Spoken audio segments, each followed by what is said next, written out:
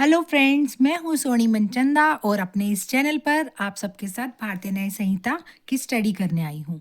ठीक है, तो आज से जो है हम भारतीय न्याय संहिता स्टार्ट करने वाले हैं। आप सबको पता ही होगा भारतीय न्याय संहिता जिसने आईपीसी को रिप्लेस किया है, दैट इज 2023 का ये एक्ट है। तो 2023 का एक्ट है, कुछ बेसिक सी डिटेल फटाफट से हम रीड कर लेते हैं। 2023 का एक्ट है, एक्ट नंबर 45 नंबर था स्टैट्यूट बुक में, यानी जब पार्लियामेंट में किसी भी बिल को पास किया जाता है तो उसका एक सीरियल नंबर होता है, दैट इज 45 था भारतीय न्याय संहिता का। अब देखो यहाँ पर दो डेट मेंशन की गई हैं, एक तो है प्रेसिडेंट की असेंट डेट, सेकंड है एनेक्टमेंट डेट। अब इनमें क्या डिफरेंस होता है, बहुत से स्टूडेंट्स को, फ्रेंड्स को, बच्चों को पता ही होता है, जैसे मुझे भी पता ही है, फिर भी हम क्लास ले रहे हैं तो एक बार बता दिया जाए। तो प्रेसिडेंट की एसेंट डेट, जिस दिन इस बिल को सहमति मिल जाती है कि हाँ ये बिल सही है, इसमें अब कोई करेक्शन की जरूरत नहीं है, उसको प्रेसिडेंट जी के द्वारा पास कर दिया जाता है, that date is 25 December 2023। And next, सहमति के बाद वो अप्लाई कब से होगा, कब से उसको फॉलो किया जाएगा कोर्ट में, जजेस के द्वारा, एडवोकेट्स के द्वारा, तो that date is enactment date. 1 जुलाई 2024 से वो अप्लाई होना स्टार्ट हो जाएगा। उसके बाद आ जाती है प्रियम्बल। प्रियम्बल जो है वेरी इंपॉर्टेंट होती है क्योंकि इसी के अंदर हमारे पूरे बिल का ऑब्जेक्ट दिया जाता है। तो यहाँ पर बीएनएस की प्रियम्बल क्या कहती है, ये हमें बताता है कि a bill to consolidate and amend the provision relating to the offence and for matter connecting therewith or incidental thereto. मतलब ये कि बिल क्यों बनाया गया, इस बिल को बनाया गया जो ऑफेंसेस से, यानी जो अपराधों से रिलेटेड कानून थे, प्रोविजंस थे, उन सबको इकट्ठा करने के लिए। मतलब अगर कोई सिमिलर जो है ऑफेंसेस जो हैं डिफरेंट डिफरेंट जो चैप्टर में मेंशन किए गए थे या इधर उधर कहीं बिखरे हुए थे, उनको एक साथ इकट्ठा करने के लिए, उनमें अगर किसी सुधार की ज़रूरत है तो सुधार करने के लिए, या और भी कुछ ऐसी इंपॉर्टेंट बातें जिसको इनकॉर्पोरेट करना बहुत ज़रूरी था बीएनएस में, तो उसके लिए जो है ये बिल जो है बनाया गया। अब इसकी जो पार्लियामेंट अनेक्टेड बाय पार्लियामेंट ने 74th year of Republic of India था जब इसको जो है अनेक्ट किया गया पार्लियामेंट ने। Now come to the point, first of all chapter 1। देखिए चैप्टर 1 के अंदर सबसे पहले जो हमारा चैप्टर का नाम है, यहाँ पर प्रीलिमिनरी सेक्शन है, एक बार हम ये देख लेते हैं। इसके अंदर चैप्टर 1 जो प्रीलिमिनरी है, इसके अंदर आप देख लीजिए यहाँ पर 1 2 3 यानी 3 सेक्शन हमें मेंशन किए गए हैं। साथ साथ हम इंडेक्स को भी रीड करेंगे क्योंकि ऐसे जो है ना सेक्शन हमें याद ही नहीं होते। तो चैप्टर 1 प्रीलिमिनरी 1 टू लेकर 3 तक इसके अंदर सेक्शन दिए गए हैं। तो सेक्शन 1 जो है short title, commencement and application की बात करता है। दूसरे सेक्शन के अंदर बहुत सारी डेफिनेशंस दी गई हैं जो इस पूरे एक्ट में जो यूज़ होने वाली है उनको पहले से ही डिटेल में दिया गया है, ताकि हमें जो है थोड़े से क्लैरिटी आ जाए किस वर्ड का क्या मीनिंग है, ताकि हमें अच्छे से स्टडी कर पाए हम। एंड थर्ड वन जो थर्ड सेक्शन है दैट इज जनरल एक्सप्लेनेशन। ठीक है, वन बाय वन हम इसको रीड करेंगे। First of all come to the back section 1। तो सेक्शन 1 देखो हमारा क्या कहता है। सेक्शन 1 जो है यहाँ पर सबसे पहले कह रहा है short title, commencement and application. 1 to 6 इसके अंदर सब सेक्शन है, सेक्शन 1 है। नाम यहाँ पर आप देख ही सकते हैं अपने अपने बेर एक्ट में। तो शॉर्ट टाइटल का मतलब क्या होता है, जो हमारे एक्ट का नाम होता है ना उसी को ही हम क्या बोलते हैं, शॉर्ट टाइटल बोलते हैं। जैसे यहाँ पर दे रखा है द भारतीय न्याय संहिता 2023, ये क्या है, इस एक्ट का शॉर्ट टाइटल है। अगर हम बात करें लॉन्ग टाइटल, तो क्या कोई लॉन्ग टाइटल भी होता है, अगर होता है तो क्या होता है। तो फ्रेंड्स जो ये एक्ट नंबर होता है ना, इसी को हम लॉन्ग टाइटल भी बोलते हैं। ठीक है, 45 नंबर पे तो जो 2023 में था हमारा भारतीय न्याय संहिता का एक्ट, तो इसी को ही हम लॉन्ग टाइटल बोल देते हैं। Now come to the subsection 2। बहुत सिंपल, बहुत इजी वे में पढ़ेंगे, भागने की ज़रूरत नहीं है, आराम से पढ़ेंगे क्योंकि इम्पोर्टेंट भी है और थोड़ा सा ऐसे डिफ़िकल्ट सा भी लगता है क्योंकि एकदम से चेंज नई शक्ल में ये हमारे सामने आया, तो बहुत इजी वे में पढ़ेंगे। दूसरा सेक्शन क्या कहता है कि it shall come into force on such date as the central government may by notification in the official gazette appoint या different date may be appointed for different provision of the Sanhita. मतलब ये act force में तब आएगा जब central government या तो official gazette में नोटिफाई कर देगा कौन सी डेट को आएगा, वो डेट नोटिफाई कर देगा, या फिर अपॉइंट कर देगा, बता ही देगा कि इस दिन से वो जो है अप्लाई होगा।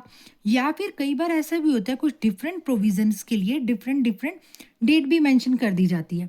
जैसे कॉन्स्टिट्यूशन में भी ऐसा है, कुछ आर्टिकल्स बाद में आए, कुछ इसकी जो जिस दिन हमने इसको अडॉप्ट किया, अनेक्ट किया, उस डेट को आ गए। तो इसी तरीके से जब भी सेंट्रल गवर्नमेंट को कोई भी लॉ जो है इन्फोर्स करना हो तो वो इस तरीके से अपने ऑफिशियल गजट में उसकी डेट को मेंशन कर देता है।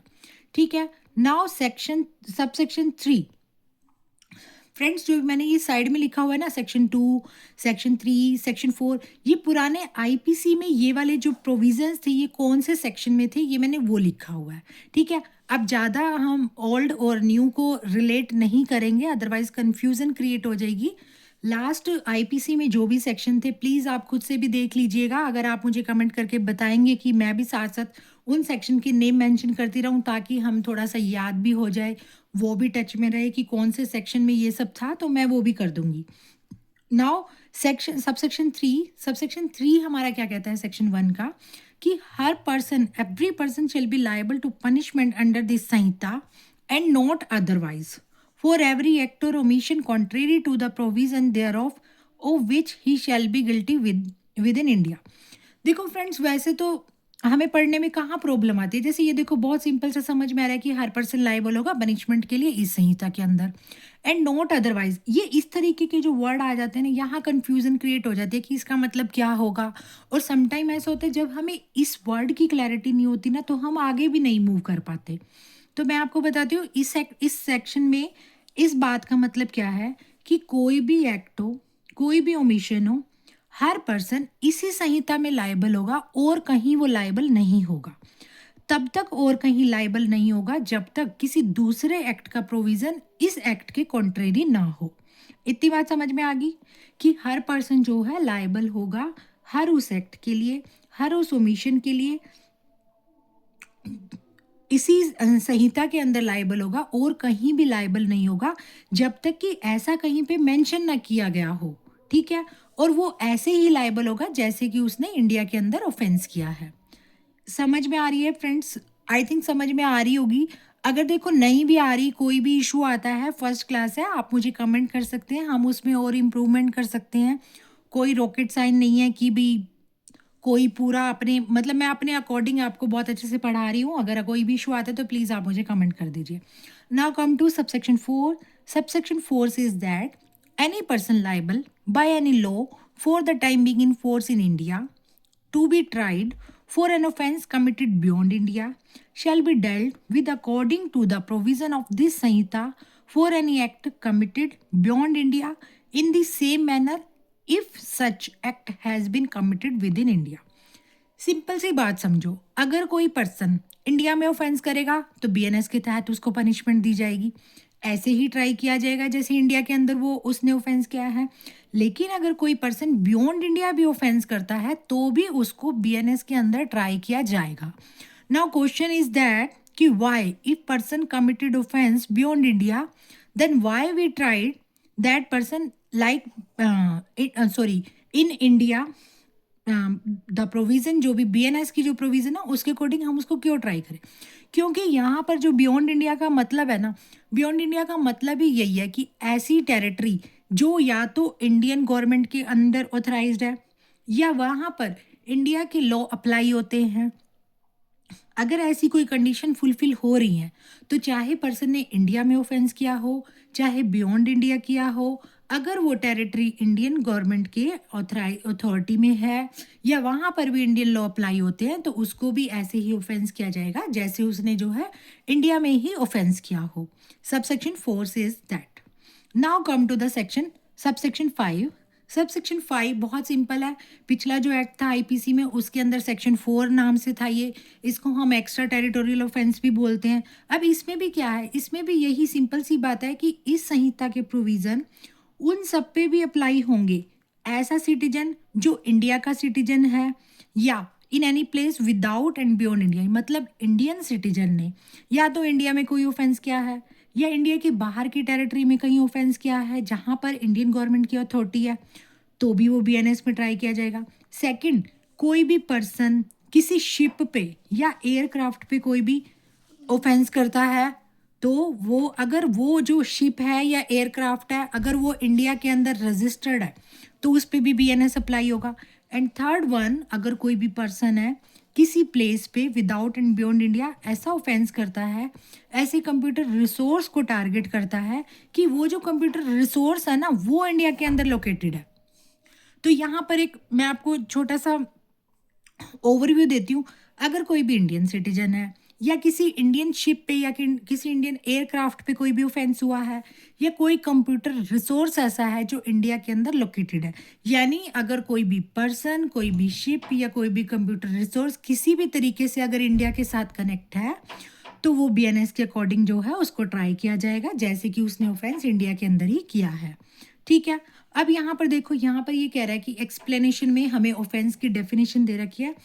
पिछले आईपीसी में सेक्शन 40 में जो है ऑफेंस की डेफिनेशन दे रखी थी, और सीआरपीसी में भी आई थिंक 2N में हमें जो है सेक्शन 2 के N में हमें जो है ऑफेंस की डेफिनेशन दे रखी थी। तो यहाँ पर कह रहा है ऑफेंस का मतलब इंक्लूड्स, ऑफेंस के अंदर वो सभी चीज़ें आएंगी जो एक्ट है, चाहे वो उसने इंडिया के अंदर किया हो, चाहे इंडिया के बाहर किया हो, किसी भी तरीके से अगर इंडिया से कनेक्ट हो रहा है ऑफेंस, तो वो ऑफेंस जो है बीएनएस में ही ट्राई किया जाएगा, उस पर्सन को बीएनएस के अकॉर्डिंग ही पनिश किया जाएगा। सेकंड आ गया हमारे पास इलस्ट्रेशन। एक्सप्लेनेशन के बाद इलस्ट्रेशन, ये सभी सबसेक्शन 5 के अंदर ही आ रहे हैं। जैसे देखो, इन्होंने कहा एक पर्सन है, सिटीजन है इंडिया का, उसने मर्डर कर दिया किसी भी प्लेस पे, चाहे इंडिया के बाहर कर दिया या ऐसी टेरिटरी पे कर दिया जो इंडियन टेरिटरी है या इंडियन गवर्नमेंट के अंदर ऑथराइज्ड है। तो वो कह रहा है कि he can be tried and convicted of murder in any place. India में जिस भी प्लेस पर वो मिलेगा उसको वहीं पे ट्राई किया जाएगा। समझ में आ रही है? पर्सन किसी भी तरीके से इंडिया से कनेक्ट है और इंडिया में ऑफेंस करता है, इंडिया के बाहर ऑफेंस करता है, जहां भी मिलेगा उसको उसी प्लेस पर उसका जो है ट्रायल चलेगा। ये इसका इलस्ट्रेशन कह रहा है। Now come to subsection 6 and last subsection of section 1 का, nothing in this Samhita shall affect the provision of any act for punishing mutiny and desertion of officers, soldiers, sailor or airmen in the service of the government of India या provision of any special law और local law. मतलब ये कह रहा है कि BNS ऐसे किसी भी पर्सन पे अप्लाई नहीं होगा जहां पर हमें जो है कोई भी सोल्जर का, कोई भी ऑफिसर्स के जो ये म्यूट मतलब जो सोल्जर, सेलर, आर्मी वगैरह होती है, अगर इनके डिजर्शन ऑफिसर हैं, कोई जिसको निकाल दिया गया है उसकी ड्यूटी से, ठीक है, तो ऐसे किसी भी ऑफेंस के लिए ट्रायल जो है बीएनएस में नहीं चलेगा। और कोई भी स्पेशल और लोकल लॉ में अगर कोई भी ऑफेंस मेंशन है, ठीक है, और उसका प्रोविजन ऑलरेडी मेंशन है कि वो स्पेशल और लोकल लॉ में ही ट्राई होगा, अगर ऐसा स्पेशली कहीं पे मेंशन है तो उस ऑफेंस पे भी, उस केस में भी बीएनएस को जो है हम अप्लाई नहीं करेंगे। तो फ्रेंड्स, ये था हमारा भारतीय न्याय संहिता का थोड़े से बेसिक नॉलेज थी। चैप्टर 1 को आज हमने स्टार्ट किया है, जिसमें हमने सेक्शन 1 को आज रीड किया है, और इस सेक्शन 1 के अंदर कौन कौन से आईपीसी के सेक्शन कवर हुए हैं प्लीज़ आप मुझे कमेंट करके बताएं। और अगर आप ऐसे जो कमेंट करके अगर आप मुझे बता देंगे अगर कोई भी इश्यूज़ है तो हम उसमें भी इम्प्रूवमेंट करेंगे। अदरवाइज हम इसी तरीके से आगे कंटिन्यू करेंगे। कल हम सेक्शन 2 को करेंगे। स्टार्टिंग की क्लासेस को हम थोड़ा सा स्लोली चलेंगे, क्योंकि एक बार पेस बन जाए, अच्छे से समझ में आने लग जाए चीज़ें, देन हम आगे थोड़ा सा फास्ट कर सकते हैं। तो आई होप आप सबको समझ में आया होगा। अगर कोई भी प्रॉब्लम है आप मुझे कमेंट कर दें। Thank you, bye bye.